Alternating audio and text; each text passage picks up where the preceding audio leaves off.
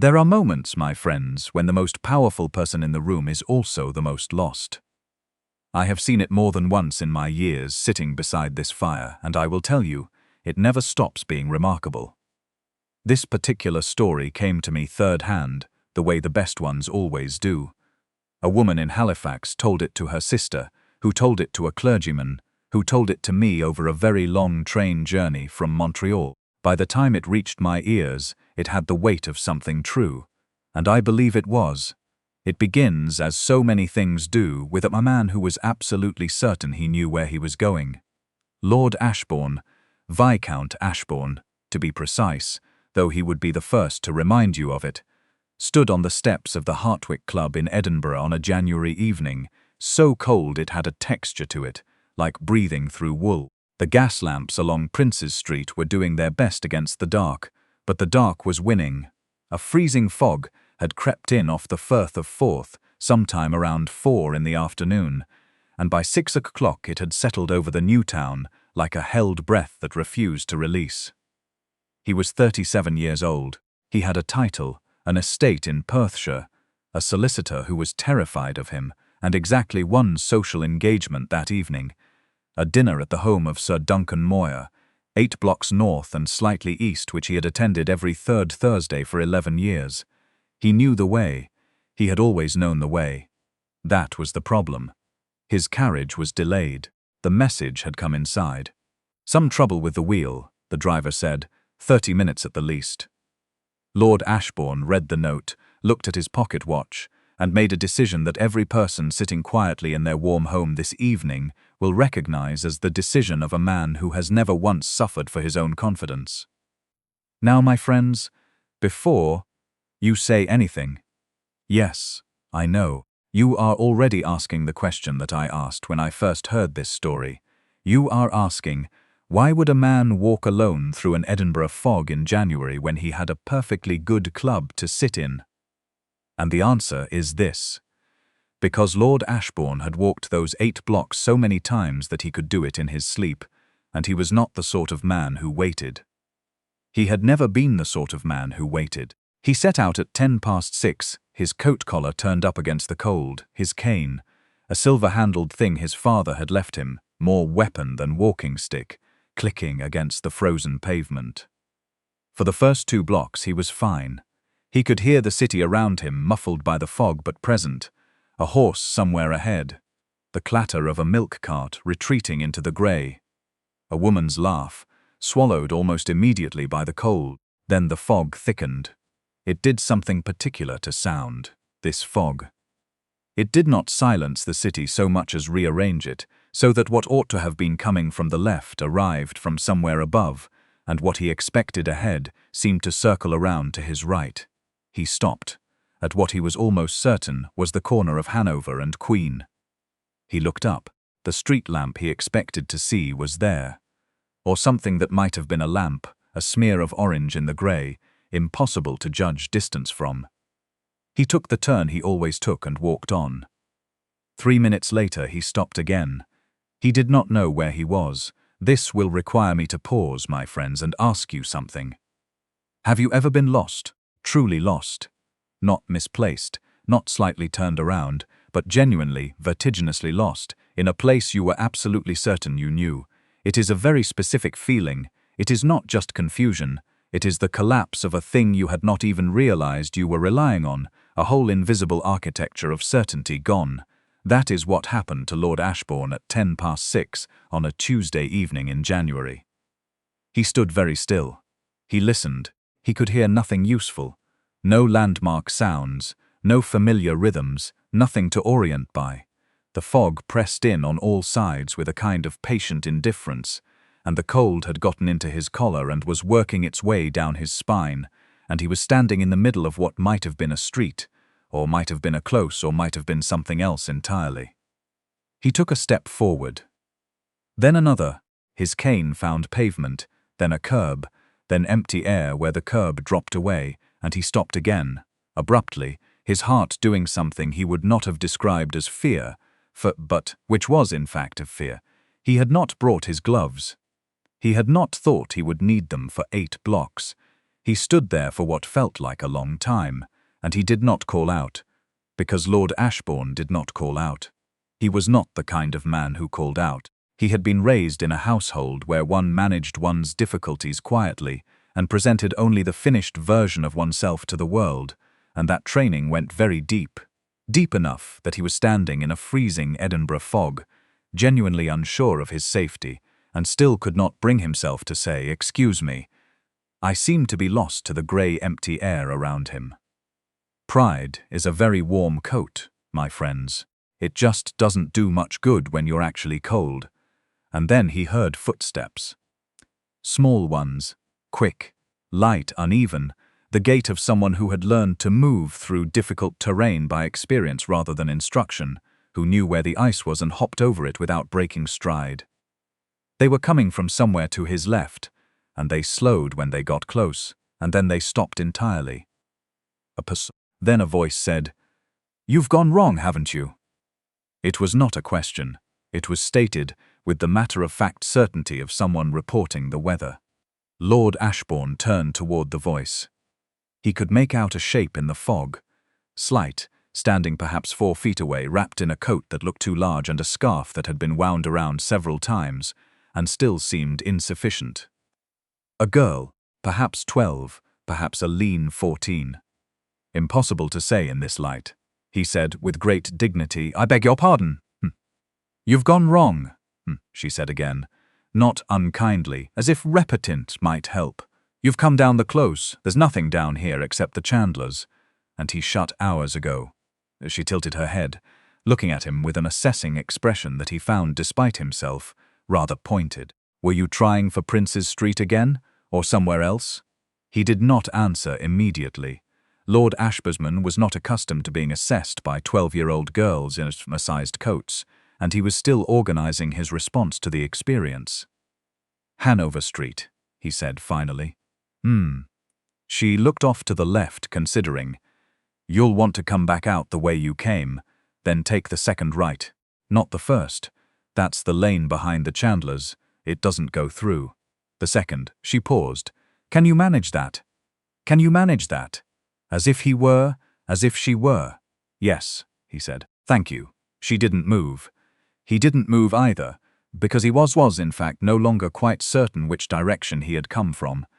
The fog had done something to that information during the conversation. The girl watched him for a moment. She had dark eyes, he could see that much. Steady and unsentimental, the eyes of someone who was not going to pretend she hadn't noticed what she'd noticed. "I'm going that way myself," she said. "To the corner at least, if you like." Another pause, longer this time. "If you asked Lord Ashbourne, and no one ever did, which was part of the problem, he would have told you that the hardest moment of that entire evening was not getting lost in the first place. Getting lost had happened to him without his permission. The hardest moment was the moment in that close in the fog, when he had to decide whether to say yes please to a girl young enough to be his daughter, who was offering to walk him to a corner he could not find on his own. He said, "That would be very kind," she said. "Right then," and set off, and after a very brief hesitation he followed. Now, I want you to notice something, my friends, because this is the part of the story that most people, when they tell it, rush past to get to the warmer parts. But I think it is the most important part. Lord Ashbourne, a man who managed an estate, who sat on 2 boards of directors, who had never in his adult life walked behind anyone. Walked behind a 12-year-old girl through an Edinburgh fog because she knew where she was going, and he did not. And he did not make it smaller than it was. He did not pretend it was something else. He walked, and he was grateful, and he held that gratitude quietly, the way a man holds something he is not yet sure he deserves. Her name, as he learned, because she told him without being asked, in the way of someone accustomed to filling silence, was Maisie. Not Miss anything. Just Maisie. She was the daughter of a woman who took in mending on Thistle Street, and she had been at the chandler's earlier in the day on an errand that had not gone particularly well, and she was now on her way home by a route she had taken so many times she could have done it. She said, "Blind in a blizzard," which is nearly what this is, isn't it? She said this completely without irony. She had been navigating this neighborhood on foot since she was 7. "You've lived here a long time," Lord Ashbourne said. All my life," Maisie said. "You haven't?" "No, you're from the club," she said. Not the Hartwick Club specifically, but a club the way she said it, the category of place rather than the establishment. "They all come out the wrong way in this fog. It's the marble steps, I think. You come out and everything looks the same, and then you go wrong." He considered this. Has it happened before? Men from the club getting lost? "Oh, yes, usually older ones." She glanced back at him, apparently reconsidered something, and looked forward again. "Not that you're old," she added with the particular diplomatic tact of someone who knows they've stepped close to a line and is deciding not to cross it. Despite himself, Lord Ashbourne felt something shift in his chest, something that had been held very tightly and was perhaps loosening slightly. "How do you do it?" he asked. "Find your way. In this?" She thought about it, genuinely thought, not just answering automatically. He noticed that about her. She considered things before she said them, which was more than could be said for most of the men he sat on boards with. "I count," she said. "Not steps exactly. More like, I know how long a block takes at my pace. And I know the sounds. The chandler's has a loose shutter that bangs when it's windy. The apothecary on the corner smells even in winter, something sharp. The bookshop has a bell over the door you can hear if you're close." She paused. "You've got to pay attention to different things in the fog, not what you'd normally look for." Lord Ashbourne walked with this for a moment. He thought about all the things he normally looked for. Street signs, landmarks, the shape of buildings against the sky. All of it useless tonight. "What do you look for normally?" Maisie asked. She didn't say your lordship or sir. She didn't seem to know or care about the correct form of address, and at this particular moment, in this particular close, he found he did not mind in the least. "The same things everyone looks for," he said. She said, in the tone of someone who wasn't entirely sure that was true. They came out of the close onto a street he recognized, and the gas lamp on the corner was close enough now to see clearly, and he knew exactly where he was. Hanover Street was 1 block east and perfectly navigable. He could see, dimly, the outline of a terrace he'd passed 100 times. He stopped. "Here's your corner," Maisie said. "Yes." He looked at the street, then back at her. She was already angling away, ready to go, the large coat shifting around her. "Miss," he caught himself. "Maisie." She looked back. He was not a man who said thank you easily. He had been taught that the correct form of gratitude was a nod, a note, a small appropriate token, delivered through the proper channels. But the proper channels weren't here, and he was standing on a cold corner, having been walked to safety by a girl who navigated by sound and smell and the feel of the pavement under her feet. "Thank you," he said, simply, without a qualifier. "You have done me a very genuine service." She looked at him for a moment with those steady dark eyes. Then she said, "My ma'am's shoes let in the wet. If you wanted to do something about it, I wouldn't say no." He blinked. She elaborated with great practicality. "She takes in mending on Thistle Street. Angus Lane, End, Mrs. Catriona Bell." She waited to see if he was writing this down. He was not, but he was committing it to memory with the same focus he gave board minutes, which she seemed to sense, because she gave a small satisfied nod.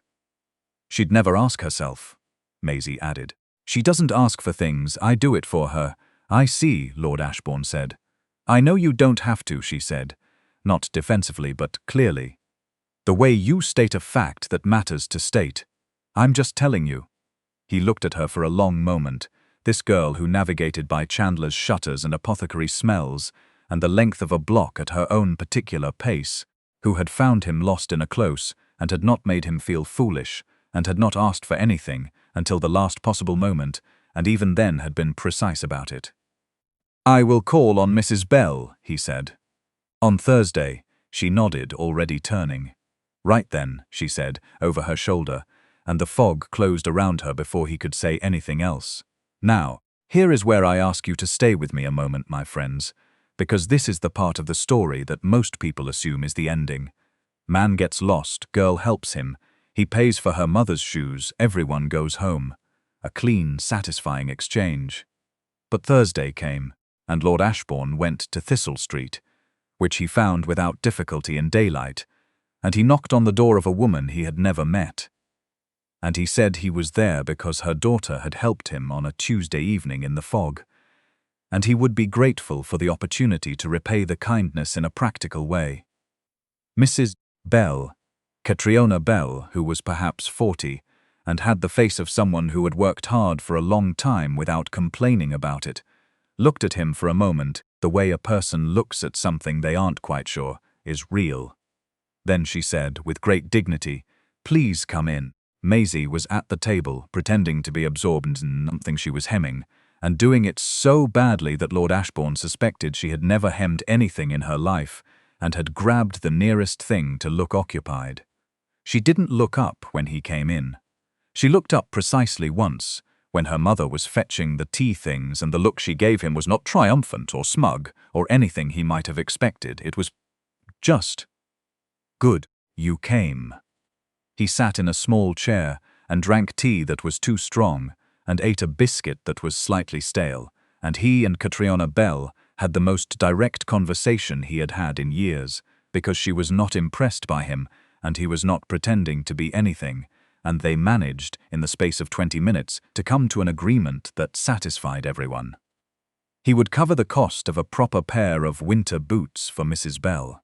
She would, if she chose, accept 2 or 3 referrals from women of his acquaintance who required reliable seamstress work. Nothing obligatory, nothing owed beyond the boots. "That's generous," Mrs. Bell said carefully. "It is fair," Lord Ashbourne said. "There is a difference." She looked at him thoughtfully. Then she said, "Maisie said you were decent." He glanced at Maisie, who was still looking at her hemming with great concentration. "She said you apologized," Mrs. Bell continued, "and you didn't make it into a performance." He was not sure what to say to this. "She can tell," Mrs. Bell said simply. "She always could. Before you let me go for the evening, my friends, and I know I have kept you longer than I meant to, I want you to sit with something. Because the end of this story is not the boots, though the boots were new and good, and Mrs. Bell wore them for 3 winters. The end of the story is what Lord Ashbourne told his solicitor 6 weeks later, when the solicitor made a small joke about the Viscount having been seen walking through a close in the fog with a mending woman's daughter. Lord Ashbourne said, "She knew where she was going." "I did not.